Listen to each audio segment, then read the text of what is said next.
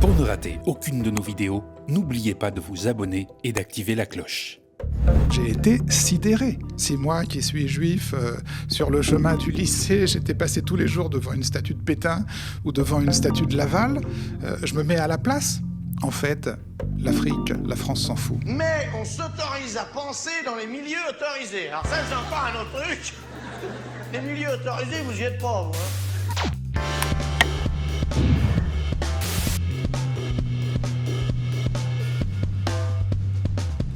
À la rédaction du Média, nous recevons quotidiennement de nombreux livres que nous ne pouvons malheureusement pas chroniquer de manière exhaustive. Mais la couverture et le titre de celui que je tiens entre mes mains, écrit par le journaliste Daniel Schneiderman, fondateur du média Arrêt sur Image, m'a fait marquer un temps d'arrêt. 5 têtes coupées, massacres coloniaux, enquête sur la fabrication de l'oubli.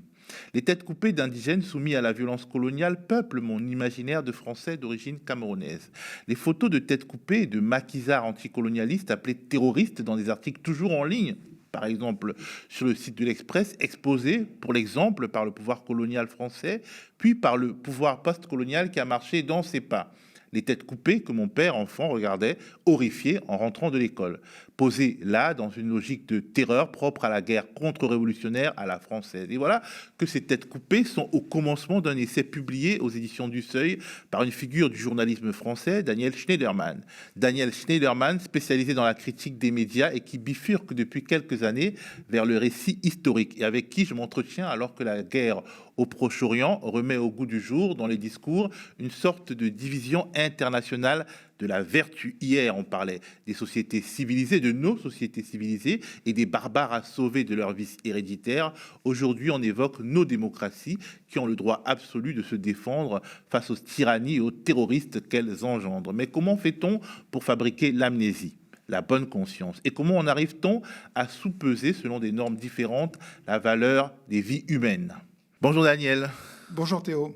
On va parler, si vous le permettez, d'histoire et d'actualité en parlant de votre livre. Et d'abord de votre choix de départ, une gravure inspirée d'une photo publiée le 13 avril 1891 dans le Paris Match de l'époque, qui s'appelait l'Illustration. 5 têtes coupées à Bakel, dans le Soudan français, dans l'actuel Sénégal, symbole ordinaire de la colonialité pour moi et moment de prise de conscience tardive pour vous.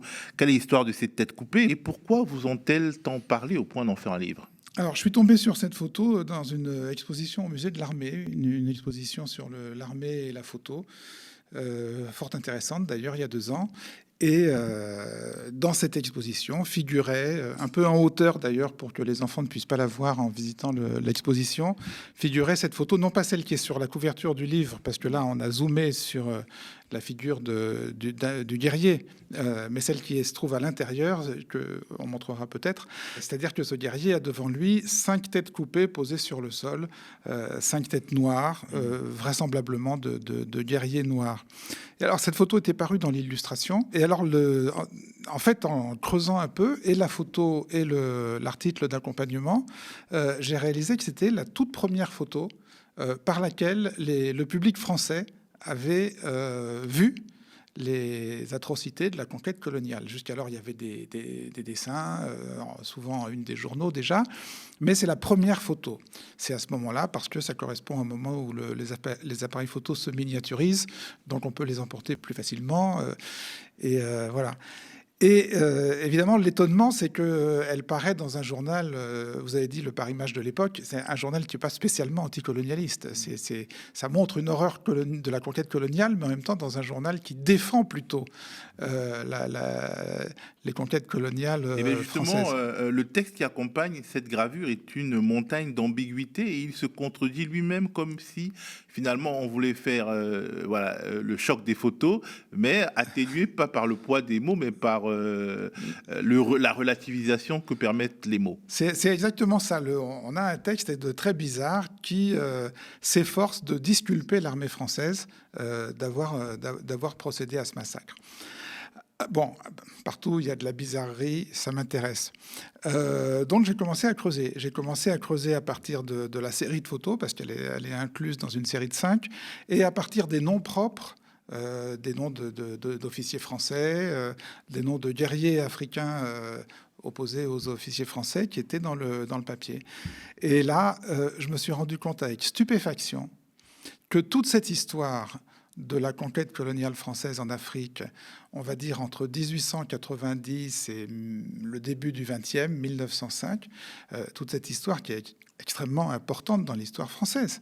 Je veux dire, c'est l'époque où la France s'approprie le Sénégal, le Mali, ce qu'on appelle le pays Mossi qui deviendra le Burkina, le Tchad. Enfin, voilà, ça compte dans l'histoire de France. Et toute cette histoire nous est totalement inconnue.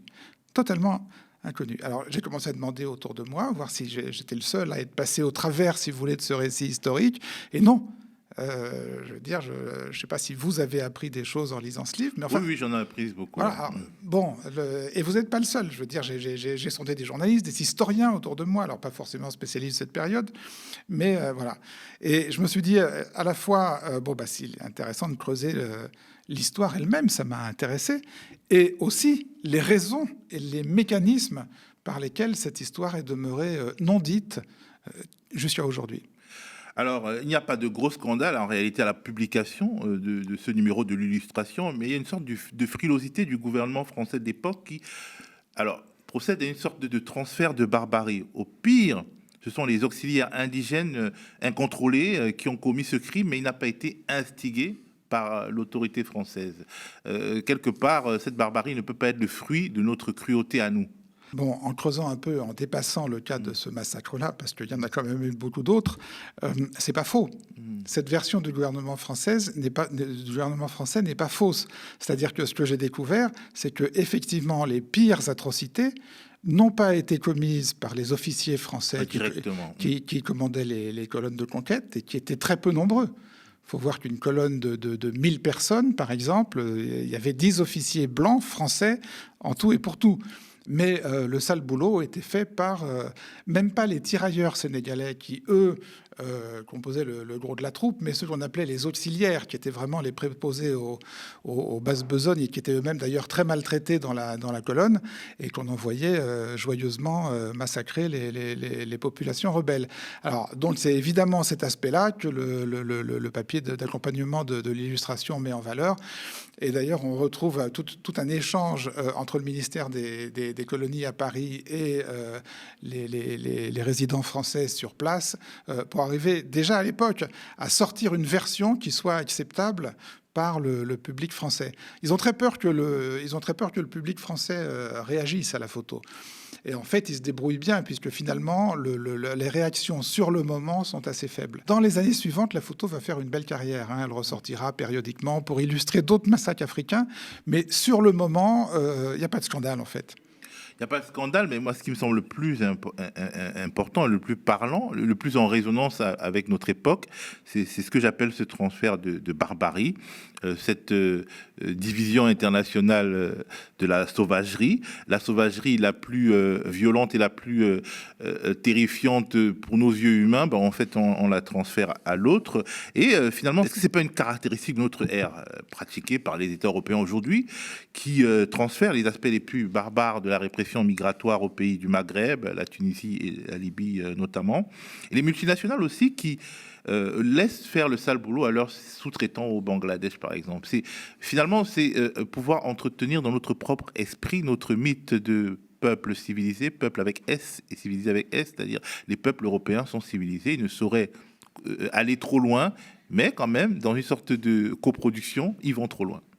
C'est un parallèle pertinent. auquel je souscris complètement.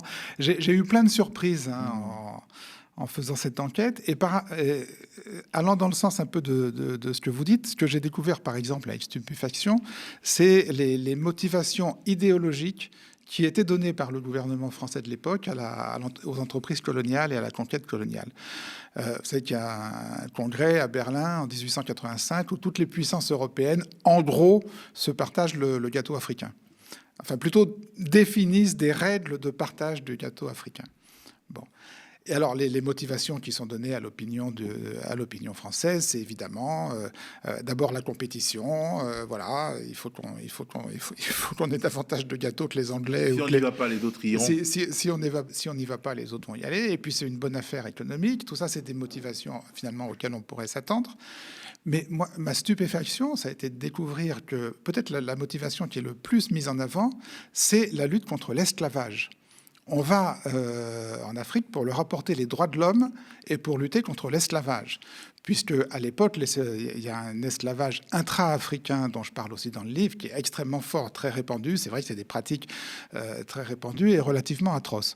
Bon, et donc les Européens disent, et peut-être se disent à eux-mêmes, quelque part, avec sincérité, j'en sais rien.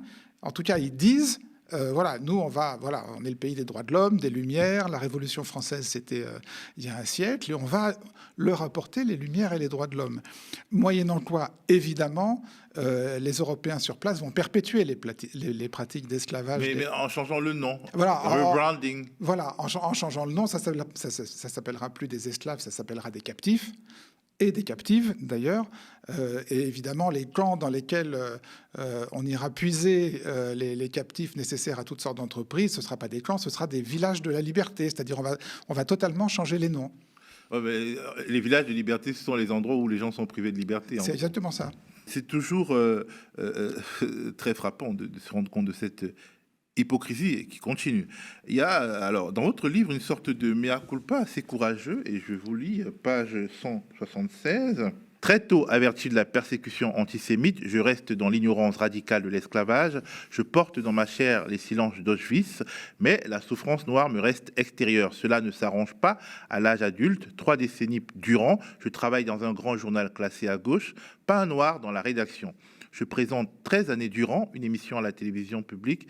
Les équipes successives que je recrute ne comptent pas un seul noir, et pourtant, les noirs sont surreprésentés parmi les spectateurs d'arrêt sur image. On a envie de vous demander, déjà, c'est une prouesse que de faire un tel exercice d'introspection, mais pourquoi ce réveil tardif? Vous vous rappelez de Makoko, le petit enfant africain qui était dans vos livres de l'école maternelle. J'ai appris à lire dans les aventures de Makoko. Le voyage de Makoko. Qu'est-ce qui vous fait naître à cette nouvelle curiosité? D'abord, pourquoi cette introspection? Parce que j'ai essayé de comprendre comment moi, ayant été à l'école dans les années 60, blanc, ayant été élevé dans un quartier blanc, bourgeois, ayant ensuite travaillé, le journal classé à gauche dont on parle, c'est Le Monde. Enfin, je veux dire, j'ai passé 25 ans au Monde. C'est vrai qu'il n'y avait pas un noir dans la rédaction. J'ai essayé de comprendre comment j'avais été tenu, quels sont les mécanismes par lesquels j'avais été tenu à l'écart de cette histoire-là. Qu'est-ce qui a provoqué ma prise de conscience progressive? Je crois que l'arrivée d'Internet a beaucoup joué. J'ai été élevé, j'ai commencé à travailler à une époque où Internet n'existait pas. Je crois que l'arrivée d'Internet a permis l'émergence dans l'espace public des minorités. Toutes sortes de minorités. Les minorités de genre, les minorités sexuelles, les minorités de couleur, les minorités d'origine. Je veux dire, Internet, dans ses premières années, notamment les réseaux sociaux, a permis l'émergence quand même puissante des voix minoritaires, qui étaient, de fait, mécaniquement étouffé dans la période où finalement les sources d'information étaient plus rares et étaient concentrées dans le monde bourgeois et blanc. Bon, il se trouve que travaillant dans un média en ligne, finalement, j'ai changé par la force des choses d'écosystème d'information. J'étais quelqu'un qui s'informait essentiellement à la télé, dans les journaux, à la radio. Je suis passé à un écosystème dans lequel j'ai commencé à m'informer sur les réseaux sociaux et sur Internet. Quand on fait arrêt sur image, on est plongé dans Internet. Donc ça a joué. Et puis sans doute une certaine tendance que j'ai au décentrement, c'est-à-dire au fait d'essayer de faire un pas de côté, se mettre un peu, changer d'angle, 25 degrés à droite ou 25 degrés à gauche, qui permet de voir les choses un peu différemment. Il y a eu un ensemble de choses qui ont joué et qui, en fait, j'ai appris progressivement à adopter d'autres points de vue que les points de vue dans lesquels j'ai été élevé par l'école. Alors, il y a aussi l'affaire Black Lives Matter qui a été un déclic, non? Oui. En fait, ça marche beaucoup par déclic. Il y a un déclic MeToo, par exemple. Moi, j'ai un déclic MeToo. Je ne suis pas le même après MeToo qu'avant MeToo. Sur tout un tas de notions, comme par exemple le consentement, enfin la manière dont le consentement est montré dans les films, etc. Et il y a clairement un déclic Black Lives Matter, et notamment autour de toute la campagne sur les déboulonnages, si vous voulez, où je commence à m'intéresser à cette question des déboulonnages. C'est vrai qu'il y a 10 ans, 20 ans, d'abord il y a 10 ans, 20 ans, je ne sais pas s'il y aurait eu un mouvement aussi puissant sur les déboulonnages. Quand je dis les déboulonnages, c'est évidemment les déboulonnages de statuts de personnages de la conquête coloniale, de personnages de la colonisation, les statuts qui sont sur nos places. Et là, je commence à regarder et voilà, et en creusant, je commence à me dire, mais c'est vrai. Je veux dire, si moi qui suis juif, sur le chemin du lycée, j'étais passé tous les jours devant une statue de Pétain ou devant une statue de Laval, sans doute que ça m'aurait fait drôle. Donc, je me mets à la place. Pour revenir un peu au journalisme et à sa sociologie, on constate que les médias font partie des milieux bourgeois, entre guillemets, qui se diversifient le plus lentement. C'est-à-dire que dans la médecine, depuis au moins 15 ans, 20 ans, il y a une diversité d'origine. Dans d'autres métiers, comme les ingénieurs, ça existe aussi, mais dans les médias, pas vraiment. Et donc, vous avez été journaliste spécialisé dans ce domaine des médias, donc vous connaissez les contenus, mais aussi la sociologie. Finalement, les médias progressistes, ne seraient-ils pas finalement plus conservateurs dans leur pratique qu'ils le disent ? Si, bien sûr. Bien sûr. D'abord, ils sont très peu transparents sur leur pratique. Ils ne parlent jamais de leur pratique. Ils sont très peu conscients de leur pratique, si vous voulez. Il y a des raisons, hein. Il y a une raison évidente, c'est que, et je m'en suis aperçu quand j'ai fait l'école de journalisme, les écoles de journalisme coûtent cher. Et encore à mon époque, c'était moins cher que ça l'est devenu par la suite. Donc il faut être... il y a une sélection sociale inévitable. Bon, première raison. Alors, il faut dire que ça a commencé à s'arranger. On va dire dans les 10, 15, peut-être 20 dernières années, on a vu apparaître des associations qui aident des jeunes étudiants issus de milieux populaires, qu'ils aident à préparer les concours des écoles de journalisme. Puis, il y a des choses tout à fait idiotes. Par exemple, les épreuves de culture générale.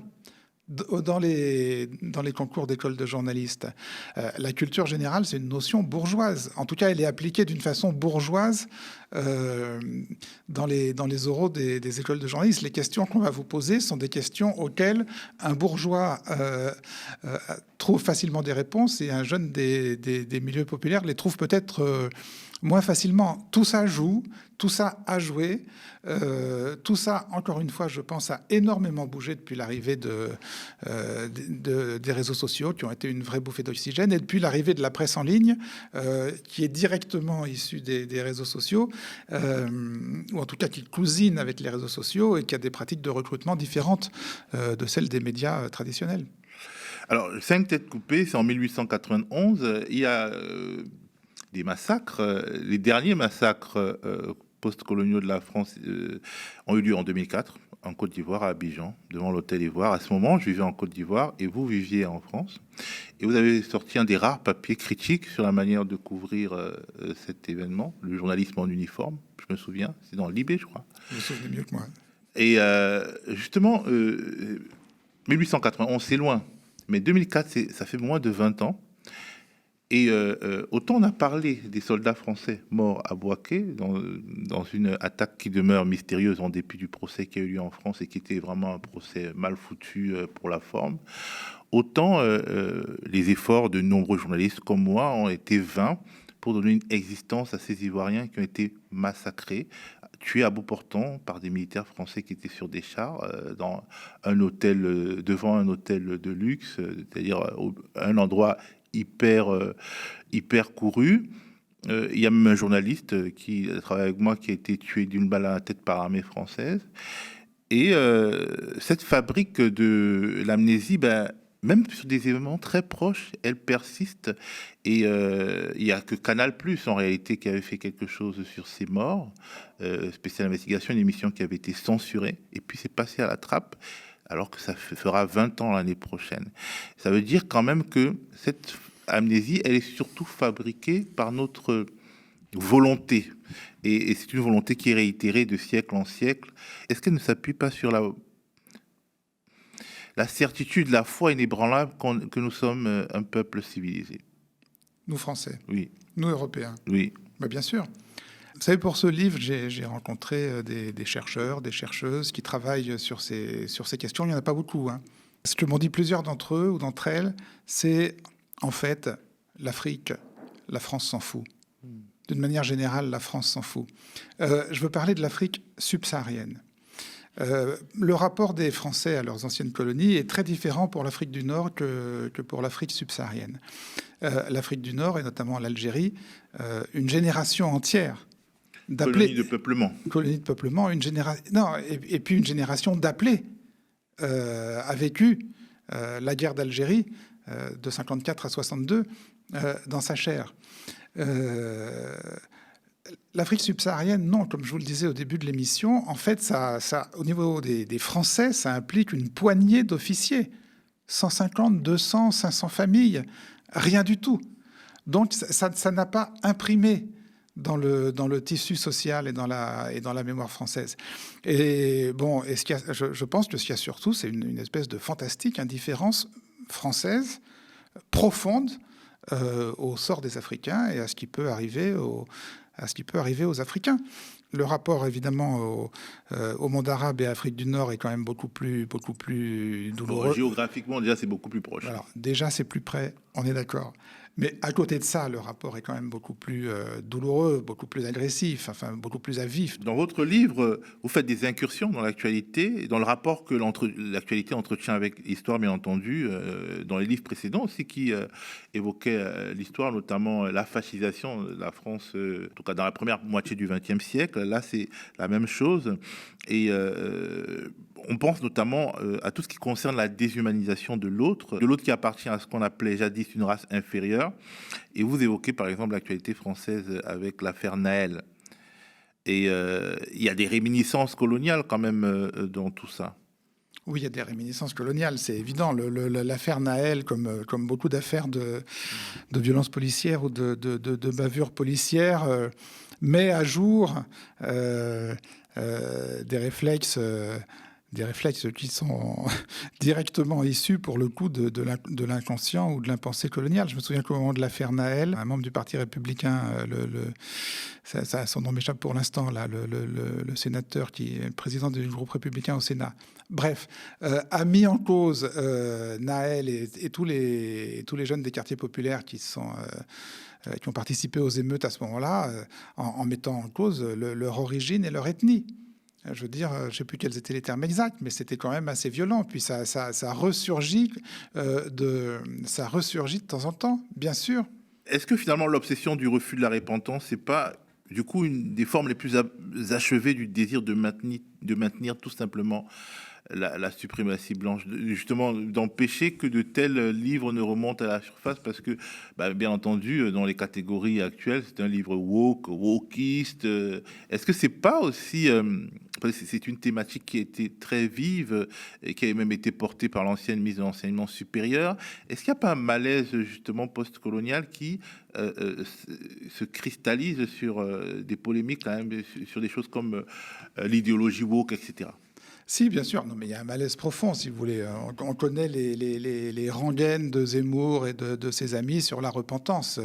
Il y a une espèce de ritournelle qui court comme ça. La repentance, ça suffit.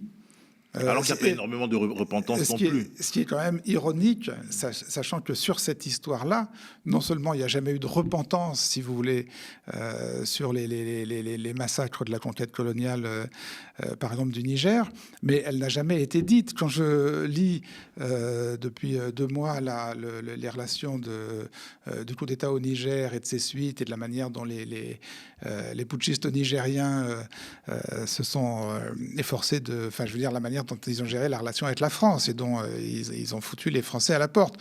Je peux pas m'empêcher de penser que cette histoire compte. Alors je sais pas exactement de quelle façon les générations adultes aujourd'hui, par exemple, dans les anciennes colonies, je sais pas quelle est la présence chez eux, si vous voulez. Elle est omniprésente. C'est comme l'affaire des têtes coupées dont je vous parlais. Les têtes coupées au Cameroun, c'est évident que ça se rapporte à l'histoire coloniale très récente.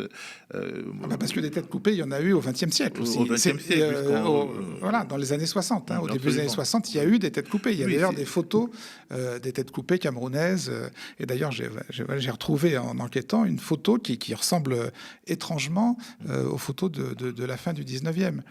Alors, c'est très curieux que l'actualité soit focalisée sur le Niger cet été, parce que la plus terrible et la plus sauvage de ces conquêtes coloniales se passe au Niger. Enfin, elle aboutit au Niger. Elle démarre du Sénégal, elle passe par le Mali, le Burkina, et elle arrive au Niger. C'est la colonne qui a été dénommée du nom de ces deux officiers français, Voulet-Chanoine. Dont vous parlez beaucoup dans ce livre. Dont je parle beaucoup parce que j'ai été sidéré.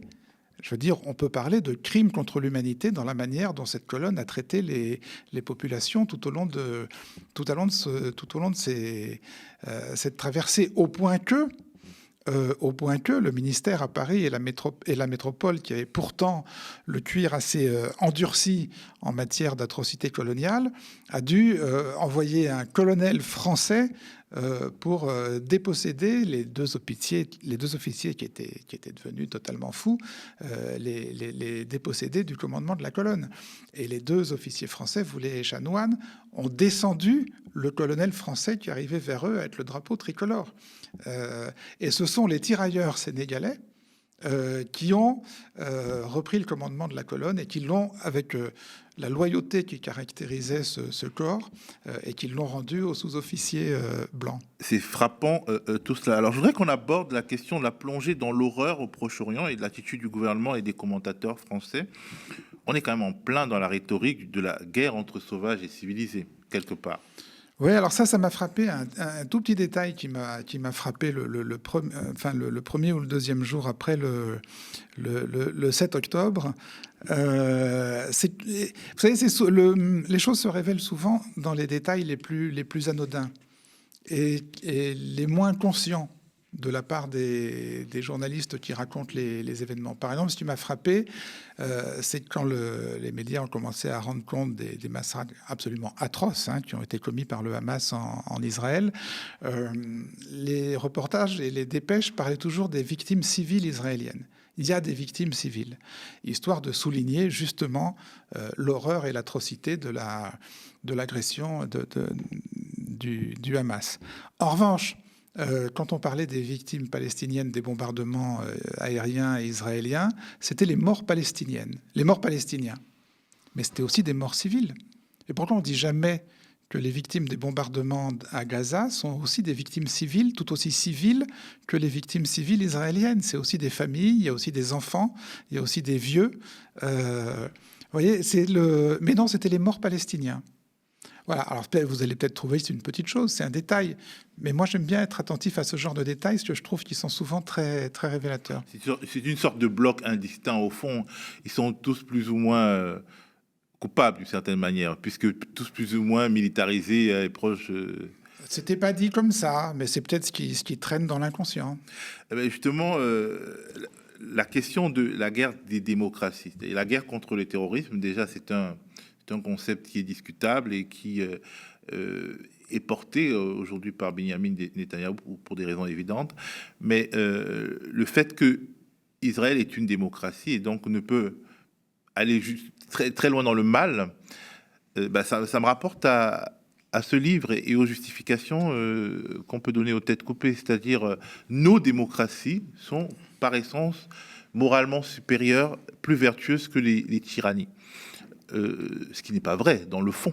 Il suffit de regarder l'histoire pour se rendre compte que les pays démocratiques, quand ils projettent leur puissance à l'extérieur, ils se comportent en toute barbarie. Mais est-ce que là, il n'y a pas encore une réminiscence d'un impensé, d'une forme de hiérarchisation, pas entre les races, du coup, mais entre les cultures? Si, bien sûr. Alors, c'est qui rejaillit sur les êtres humains à titre individuel. C'est compliqué, parce que Israël est authentiquement une démocratie. Je veux dire, il y a À l'intérieur de ses frontières. à l'intérieur de ses évidemment à l'intérieur de ses frontières. Il y a eu avant le 7 octobre, il y avait tous les jours, vous vous souvenez, des manifs absolument monstres contre Netanyahou et la réforme de la justice qui, au fond, n'avait aucun autre but que de lui permettre à lui de sauver sa peau et d'échapper à un procès pour corruption. Donc oui, démocratie sans doute pour une part illusoire, de la même manière que la démocratie française, qui est une démocratie très imparfaite, et on l'a encore vu dans les émeutes récentes et pendant le mouvement des Gilets jaunes, où notamment la police bénéficie d'une quasi-impunité, si vous voulez, voilà, qui est quand même une tâche, sur la démocratie. Mais bien sûr que, si vous voulez, je pense que moi, mon truc, c'est les médias. Bon, et il me paraît évident que les médias d'un pays, si indépendants soient-ils du pouvoir politique quand ils le sont, épousent les valeurs de ce pays. Et donc, les médias, le discours médiatique français sur la guerre Israël-Hamas va épouser le point de vue de la diplomatie française, qui est globalement quand même très, très pro-israélien. Le journalisme en uniforme. Oui, voilà. Évoquons en particulier la question de l'interdiction des manifs pro-palestiniennes et de la criminalisation progressive du discours pro-palestinien qui est assimilé à un discours pro-Hamas. À ce sujet, l'écrivaine et sociologue Kautar Archi a écrit, et je cite, « La position française était fatale, sa colonisation, sa défaite face aux libérateurs algériens, son exploitation des immigrés, son refus de considérer tout racisé comme citoyen, son obsession des musulmanes, sa chasse des jeunes des quartiers populaires, tout mène à aujourd'hui. » Mais c'est quoi aujourd'hui ? Si vous voulez, vous parler de l'interdiction des manifestations de soutien à la Palestine. De ce que j'ai compris, la France est tout de même le seul pays européen à les interdire.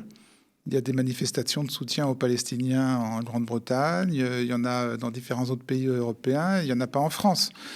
Je pense qu'on a raison de relier ça, comme le fait Kautar Archi, effectivement à la défaite française en Algérie, parce qu'on sort jamais de là, si vous voulez. Et encore vous parler des manifestations pro-palestiniennes, mais j'ai encore lu, je ne sais pas si c'est vrai, j'ai encore lu que l'accès à la plaque des victimes du massacre du 17 octobre 61, donc des massacres, des manifestations du FLN, en tout cas une manifestation appelée par le FLN et qui s'est soldée par le massacre de dizaines et de dizaines de manifestants qui ont été jetés à la Seine.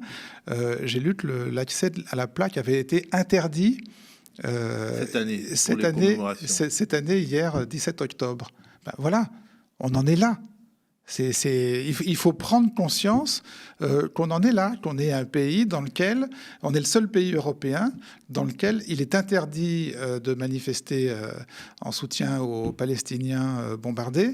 Et voilà. Merci à vous aussi qui nous avez regardé et écouté. Le média, votre média, vit une période clé de son existence. Dès ce 20 octobre, on est également diffusé à la télévision sur le canal 350 de l'opérateur Free dans un premier temps et sur toutes les box, on espère assez vite. Pour proposer une grille de programme à la hauteur de l'enjeu, nous avons lancé une levée de fonds sur la plateforme KissKissBankBank. Il est toujours temps de contribuer, de nous donner de la force, de vous donner de la force. Quant à moi, je vous dis à plus.